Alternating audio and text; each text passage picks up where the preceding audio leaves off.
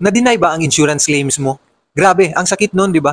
Pero alam mo ba, karamihan ng mga denial cases ay maiiwasan kung alam mo ang top 3 reasons kung bakit nangyayari ito. Nasa top 3 ang unauthorized use of the vehicle. Kadalasan kasi, yung policy na kinukuha natin ay for private use lang para makatipid. Pero, ginagamit natin pala ito for commercial or for hire na wala namang proper endorsement sa insurance company. Ang resulta, claims denied. Nasa top 2 ang unauthorized driver. Ibig sabihin, hindi authorized yung nagmamaneho ng mga sasakyan natin. Either wala siyang valid driver's license or hindi akma yung license niya sa minamaneho ng sasakyan. Lasing or under the influence of drugs. Isa yan sa pinaka-common na dahilan kung bakit hindi ina-approve ang claims. At yung top 1, ang policy ay nag-lapse or non-payment of premiums.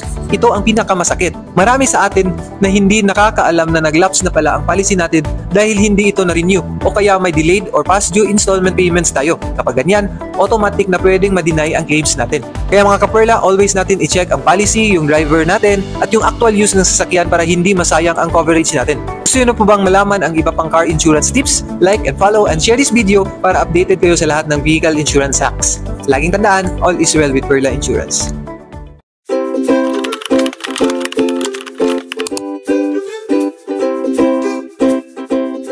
All is well.